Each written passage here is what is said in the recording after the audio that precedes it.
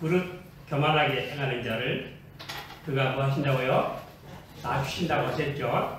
근데 이 말씀에서 누가 교만하게 했을까요? 여기서 교만하게 한 사람이 누굴까요? 이것은 느부갓네살 자기 자신이에요. 본인이 그렇게 했어요. 이것은 이 말씀, 우리 이 35절 말씀 다시 보십니다. 땅의 모든 거민을 없는 것 같이 여기시며 하늘의 군사에게든지 땅의 거민에게든지 그는 자기 뜻대로 행하시나니 누가 그의 손을 금하든지 혹시 이르기를 내가 무엇을 하느냐 할 자가 없도다. 이 다니엘 느부갓네살 왕이 한 말이에요. 왜 그러냐면 당시 느부갓네살이 이 바벨론과 메데파사 그리고 헬라, 로마 중에서 당시 바벨론이 황금머리였죠. 다니엘서 2장에 나오죠. 황금머리예요. 그와 같이 하나님이 인정하신 정말하면 세계 당시 최고의 권세를 가진 그런 왕이 느부갓네살이었어요. 근데 느부갓네살이 갑자기 정신이상이 걸려가지고 이 7년 동안 이 들짐승처럼 그렇게 살다가 다시 정신이 돌아와서 한 말이에요. 근데 왜 7년간 정신이상이 들어가지고 이렇게 미치광이처럼 들짐승처럼 살게 됐는가 하면은 30절에 그 이유가 있어요. 우리 30절 한번 보십니다. 나 왕이 말하여 가로되 이 큰 바벨론은 내가 능력과 권세로 건설하여 나의 도성을 삼고 이것으로 내 위엄의 영광을 나타낸 것이 아니냐 하였더니 나가 몇 번 나와요? 나 1인칭이 몇 번 나옵니까? 나 왕이 말하여 가로되 이 큰 바벨론은 내가 능력과 권세로 건설하여 나의 도성을 삼고 이것으로 내 위엄의 영광을 나타낸 것이 아니냐 하였더니 나 왕이 말하여 그거 빼놓고 하십시다. 그 다음에 나라고 하는 게 3번 나오죠. 내가 능력과 권세로 또 나의 도성을 삼았다. 그리고 내 위엄의 영광을 나타낸 것이다. 나 3번 하니까 하나님께서 너는 봐라 하고는 들짐승처럼 아주 천박하게 만들어가지고 그냥 손톱이 까마귀 독수리 발톱같이 되고 그냥 머리도 못 감고 산발하고 들짐승처럼 이 밖에서 이렇게 7년간을 살게 됐어요. 그러다가 하나님께서 7년 참에 다시 정신이 돌아오게 하셔서 하나님이 어떤 분이신가를 깨닫게 해 주셔서 이렇게 말하게 하신 것입니다. 여기 보면은 다시 35절 보면은 뭐라 그랬죠? 땅의 모든 거민을 없는 것 같이 여기시며 하늘의 군사에게든지 땅의 거민에게든지 그는 뭐 하신다고요? 자기 뜻대로 행하시나니 그랬어요. 그래서 어거스틴이 이 하나님 뜻에 대해서 뭐라고 했냐면 하나님의 뜻이 만물의 최후의 근거와 궁극적 근거라 그렇게 말하고 그보다 더 깊은 근거는 존재하지 않는다. 하나님이 왜 세상을 창조했는가? 라는 질문에 오로지 단 하나의 답변이 있을 뿐이다. 하나님이 그렇게 원하셨기 때문이다. 그래서 더 나아가 그 뜻의 원인을 탐구하는 자는 하나님의 뜻보다 더 큰 다른 것을 요구한다. 하지만 그보다 더 큰 것을 발견할 수 없다. 그렇게 말했어요. 여러분 우리 세상 모든 만사가 다 하나님 뜻인 줄 알고 하나님 뜻에 순복하는 그런 하나님 중심의 믿음을 가지시기를 축원합니다. 우리 한국 기독교가 힘을 잃어버렸어요. 왜 힘을 잃어버렸을까? 제 생각에는 인본주의 신앙에 치우쳤기 때문이라고 봐요.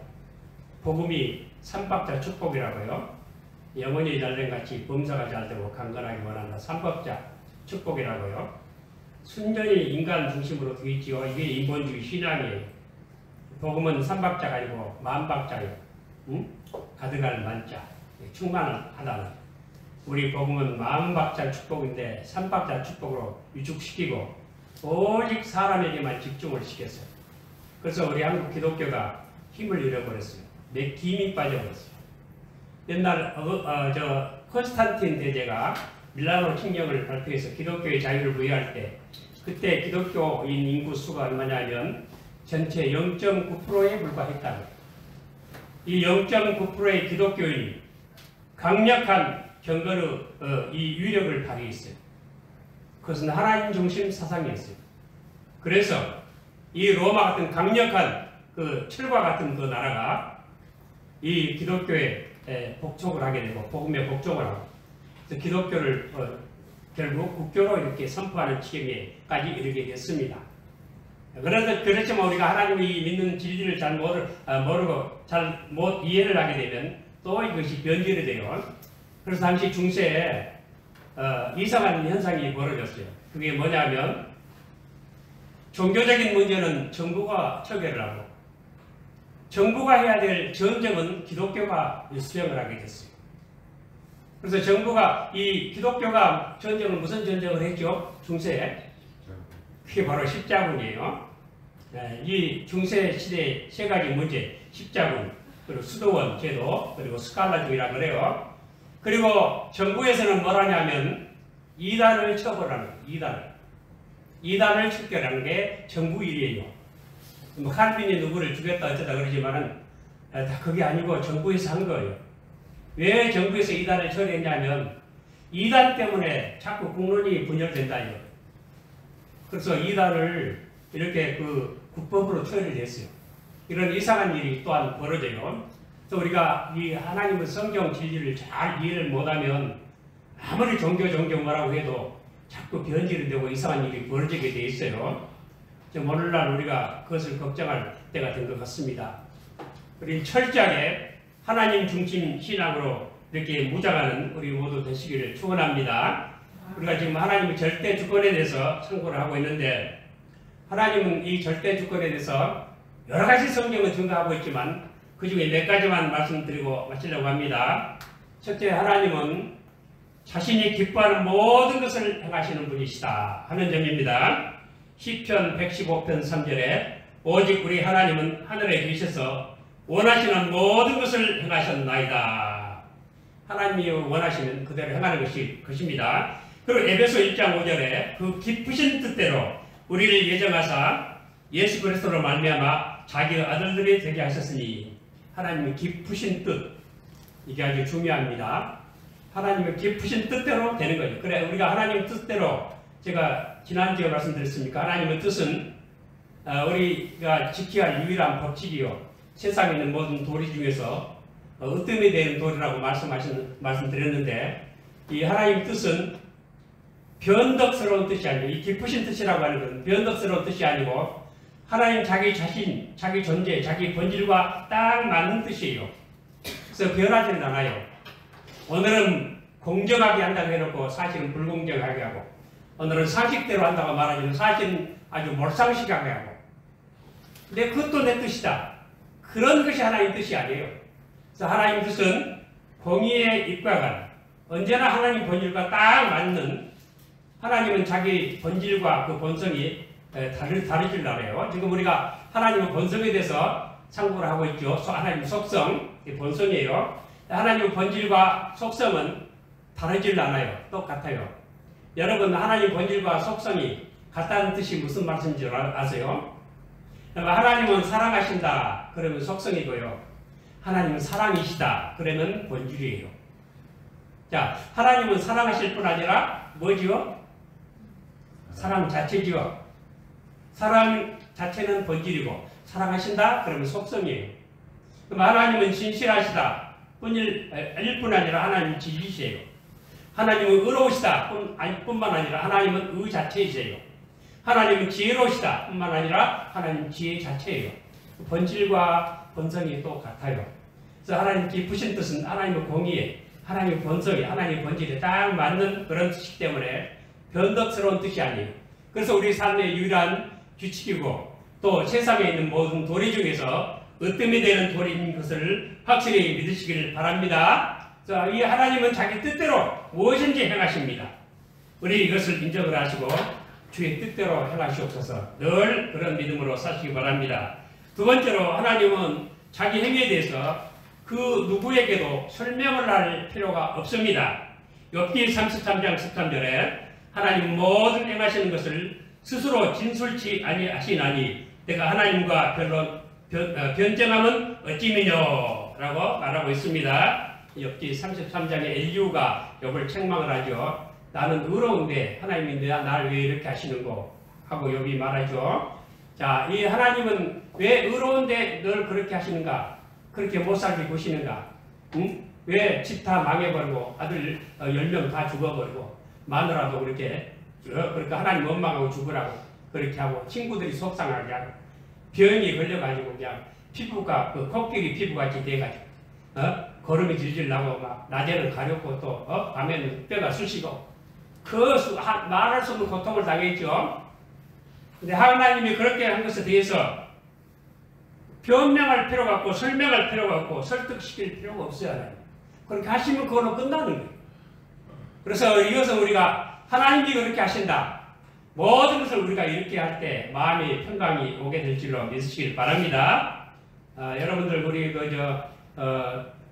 내 평생에 가는 길 순탄하여 그 찬송 되신 분이죠. 자기 딸이 그냥 대서양에 배 타고 여행하다가 내 딸이 다 물에 빠져 죽었잖아요. 그 딸 빠져 죽은데 거기 지나가다가 얼마나 슬퍼 울다가 오히려 그 찬송을 지었어요. 내용은 평안해 평안해 하면서 하나님 뜻을 인정할 때 그렇게 되는 것입니다. 또 하나님의 손 안에 있는 모든 것은 하나님의 손 안에 있는 우리 인간은 토기장이 손에 있는 진흙과도 같다. 여러분 토기장이가 진흙으로 그릇을 만들죠. 전 그릇도 만들고 천한 그릇도 만들고 귀한 그릇도 만듭니다. 그러다가 기분 나쁘면 마음에 안 들면 다 깨뜨려 버리기도 하고 실컷 구워가지고도 이 해마로 그냥 들이쳐서 파쇄시켜 버리기도 하고 자기 마음이죠. 그렇다고 법에 걸리는 것도 없죠. 이와 같이 하나님은 그렇게 하실 수 있다는 거예요. 그것을 욥기 10장 9절에 이렇게 말합니다. 기억하옵소서 주께서 내 몸 지으시기를 흙을 뭉치듯 하셨거늘 다시 나를 띠끌로 돌려보내려 하시나이까. 그렇죠? 또 욥기 33장 6절에 나와 내가 하나님 앞에서 일반이니 나도 흙으로 지으심을 입었은즉. 그리고 우리 사람은 흙으로 지음을 받았죠. 하나님이 토기장이처럼 만들었습니다. 이사야도 그런 말합니다. 이사야 29장 16절에 너희의 패리함이 심어도다 토기장이를 어찌 진흙같이 여기겠느냐. 지음을 받은 물건이 어찌 자기를 지은 자에 대하여 이르기를 그가 나를 짓지 아니하였다 하겠으며 빚음을 받은 물건이 자기를 빚은 자에 대하여 이르기를 그가 총명이 없다 하겠느냐 했습니다. 또 이사야 30장 14절에도 그가 이 나라를 회파하시되 토기장이가 그것을 회파함같이 아낌이 없이 파쇄하시리니 그 조각 중에서 아궁이에서 풀을 취하거나 물 웅덩이에서 물을 뜰 것도 얻지 못하리라. 또 이사야 64장 8절에도 그러나 여호와여 주는 우리 아버지시니이다. 우리는 진흙이요 주는 토기장이시니 우리는 다 주의 손으로 지으신 것이라 했고요. 예레미야도 말합니다. 예레미야 18장 6절에 나 여호와가 이르노라 이스라엘 족속아 이 토기장이 하는 것 같이 내가 능히 너희에게 행하지 못하겠느냐. 이스라엘 족속아 진흙이 토기장의 손에 있음 같이 내가 내 손에 있느니라. 바울도 말했습니다. 로마서 9장 21절에 토기장이가 진흙 한 덩이로 하나는 귀 쓸 그릇을 하나는 천이 쓸 것을 만드는 권이 없느냐. 그렇습니다. 여러분 우리 하나님은 그래서 어떤 사람을 유기할 수도 있고 어떤 사람을 선택할 수도 있어요. 사실 이 죄도 하나님이 영광을 위하여 필요하니까 지으신 거예요. 만약 죄가 없다면 은혜도 모를 거예요. 은혜라는 것도 없을 거예요. 구원이라는 것도 모를 것이고 하나님의 사랑도 모를 것이고 죄라고 하는 밑그림 깜깜한 밑그림을 그려놓으시고 환하고 밝은 은혜와 사랑의 세상을 만드신 거예요. 이것이 복음이에요. 그래서 다 죄라는 것도 하나님은 우리 사람은 죄가 있으면 죄에 감염이 되지만 하나님은 전혀 감염이 안 돼요. 사람이 진흙 속에 들어가면 진흙에 묻어 더러워지지만 빛이신 하나님은 조금도 더러워지지 않아요. 오염되지 않아요. 그런 분이시기 때문에 죄를 마음대로 사용할 수 있습니다. 또 우리 예수님도 그런 분이시기 때문에 세상 마음대로 마음껏 책망도 하시고 심판도 하시고 마지막 결정적인 그런 운명에 대한 말씀도 하십니다. 우리 사람은 그렇게 말하면 안 돼요. 우리는 그런 권리가 없어요. 여러분들 우리가 그 예정론 있죠. 예정된 사람만 구원받는다. 그래서 어떤 사람은 예정이 안 된 것 같아요. 그래서 저 사람은 예정이 안 되고 선택받지 못한 사람이다. 멸망받을 사람이다. 그런 생각을 하면 안 돼요. 하나님만 아시는 거예요. 우리는 모든 사람이 예정됐을 것이다. 이렇게 생각을 해요. 근데 요즘 기독교가 안 그래요. 하나님처럼 예수님과 같은 권세가 있는 것처럼 착각을 하고 있어요. 예수님이 이 독사의 자식들아, 또 그렇게 말씀하실 때, 그것은 다 회개하라고, 회개의 마음을 아프게 찔러주시려고 그렇게 회개하라는 말씀 꼭 뒤에 따라요. 그리고 예수님은 그런 권리를 가지고 있지만 사람은 그런 권리가 없어요. 토기와 같아요. 그런 권리는 오직 우리 하나님만 있는 것입니다. 그 다음에 네 번째로 하나님 앞에서 열방은 아무것도 아닌 것 같이 여겨진다 하는 사실입니다. 이사야 40장 15절 17절에 보라 그에게는 열방은 통에 한 방울 물 같고 저울에 적은 티끌 같으며 섬들은 떠오르는 먼지 같으니 이렇게 15절에 말씀하고 있습니다. 열방, 여러 나라를 말하면 여러 나라가 통에 한 방울 물과 같다. 여러분 물통에 시골에 옛날에 하나님들 우물에서 물통에다 물 길려고 가지고 와서 물을 큰 물통에다 부어요. 다 부어버리고 나면 거기에 물방울이 있어요 없어요? 물을 빚고 와서 큰 통에 물 다 부으면 물 한 방울 있을까요 없을까요? 많이 여러 방울이 남아있어요. 그래도 없는 거예요. 그렇게 하나님은 세계 여러 나라를 그렇게 취급하신다는 거예요. 그리고 저울에 적은 티끌 같다. 저울에 티끌 하나 있어도 눈금이 움직여요? 안 움직여요? 안 움직여요.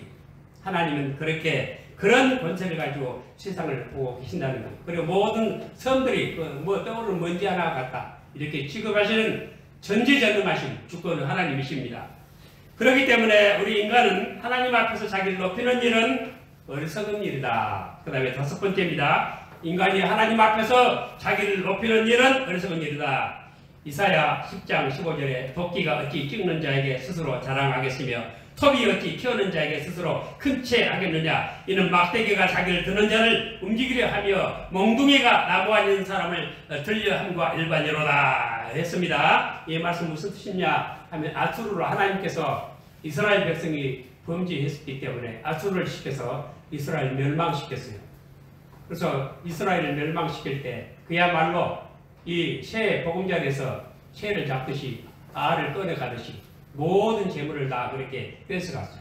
그러면서 그럴 때 아수르는 하나님이 지금 이스라엘 책망에서 우리를 도구로 사용해서 하나님 치신다 이런 생각을 하지 않고 우리가 똑똑해서 우리가 잘해서 우리가 강해서 우리 신이 훌륭해서 그렇게 된다 하고 교만했다. 그렇기 때문에 우리 사람 하나님 앞에서 이렇게 자기를 높이는 어리석은 일을 해서는 안 되는 것입니다. 오늘날 우리 한국 기독교에 소위 열광주의, 자아 충만에, 자기 충만에 빠진 사람이 많아요. 내가 그런 사람들 많이 봤어요. 옛날부터. 부흥사들 중에서도 많이 있더라고요. 다 나같이 되라는 거죠. 참으로 웃기는 소리예요. 하나님 앞에서 그런 소리 하면 안 돼. 우린 다 부족한 인간이고 다 흠이 있고 다 약점이 있어요. 다 불의해요. 다 무익한 종에 불과해요. 은혜로 우리가 이렇게 있는 것밖에 없어요. 그렇기 때문에 우리는 항상 하나님을 높이고 자기를 높이는 일이 없기를 바랍니다. 행여라 내가 잘돼도 내가 똑똑해서 그런 게 아니에요. 하나님이 우리를 그렇게 해주신 것이기 때문에 모든 영광을 누구에게 돌립니까? 하나님께만 돌려야 될 줄로 믿습니다. 그 다음에 여섯 번째로 인간은 하나님께 대하여 그 어떤 권리도 없다 하는 사실입니다. 아무도 하나님에 대해서 지금 하나님 당신 지금 무엇하고 계시는 거예요? 하고 묻고 따질 수 없다 그 말이에요. 욥기 9장 2절 3절에 내가 진실로 그 일이 그런 줄을 알거니와 인생이 어찌 하나님 앞에 의로우랴. 사람이 하나님과 쟁변하려 할지라도 첫마디 한마디도 대답하지 못하리라. 이사야 45장 9절에도 질그릇 조각 중 한 조각 같은 자가 자기를 지으신 자와 더불어 다툴진대 바 있을진저 진흙이 토기장을 가여 너는 무엇을 만드냐 할 수 있겠으며 너희 만든 것이 너를 가리켜 그는 손이 없다 할 수 있겠느냐.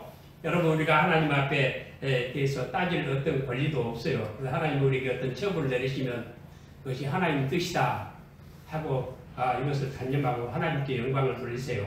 그럴 때 우리가 경건한 능력을 얻게 되는 줄 믿으시기 바랍니다. 그 다음에 마지막 일곱 번째로 하나님은 자기 것을 자기 마음대로 하실 수 있다 없다? 하실 수 있다. 우리 예수님께서 마태복음 20장 15절에 내 것을 가지고 내 뜻대로 할 것이 아니냐 내가 선함으로 내가 악하게 보느냐 그렇습니다. 여러분 그것은 늦게, 저녁 늦게 오후 5시에, 6시가 이제 일과 마지막인데 5시에 포도원에 가서 일하는 사람을 아침부터 일하는 사람하고 똑같이 삭을 주지요. 근데 그게 하루 일당을 다 줘버려요. 조금만 줘야 되는데. 그래서 처음 온 사람이 불평해요. 그러니까 내가 가지고 내가 그렇게 내가 좀 선을 베푸는데 내가 선하다고 아깝게 보느냐? 그렇게 말씀하셨어요. 그와 같이 성령 은사도 하나님 뜻대로 우리에게 주시는 것입니다. 그렇기 때문에 우리는 불평하고 불만하는 권리가 없습니다. 여러분, 우리 찬송가 431장이죠. 내 주의 뜻대로 행하시옵소서 하는 그 찬송, 기가 막힌 찬송이에요. 그 슈멀크 목사님이, 그 루터교 목사님인데 하루 종일 신방하다가 와보니까 자기 집이 불에 타가지고 불에 타서 홀라당 다 내려앉았고 자기 시아들이 다 불에 타 죽어버렸어. 기막힌 일이죠. 목사님인데 불 타버리고 집 타버리고 아들들이 다 죽었다고 타서. 그럴 때 준 찬송가가 내 주여 뜻대로 행하시옵소서. 이런 것이 경건의 능력이에요. 살든지 죽든지 뜻대로 행하시옵소서. 우리가 다 이런 믿음을 가지시기를 바랍니다. 이런 믿음을 가지고 살 때 우리가 세상에 소금이 되고 빛이 되는 능력을 그때서 발휘할 수 있는 거예요. 예수 믿으면 잘된다, 복받는다. 그렇게 인본주의 신앙을 가지고는 세상을 변화못시켜요. 그렇게 하면 우리 한국교회 선망 없어요.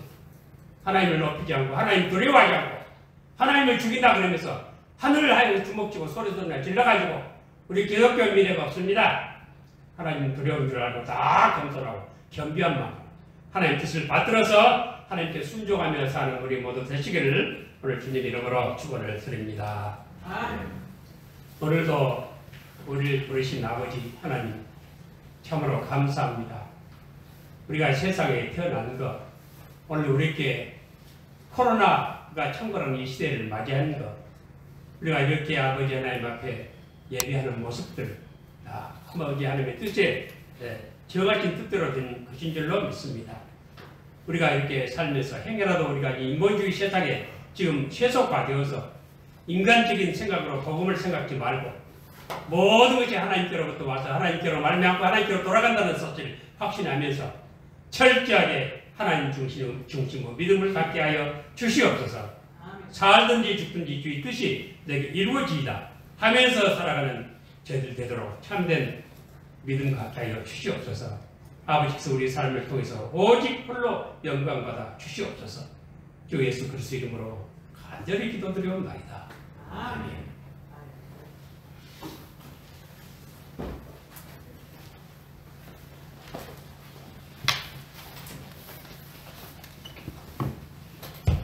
찬송가 431장 하시면서 헌금하시겠습니다.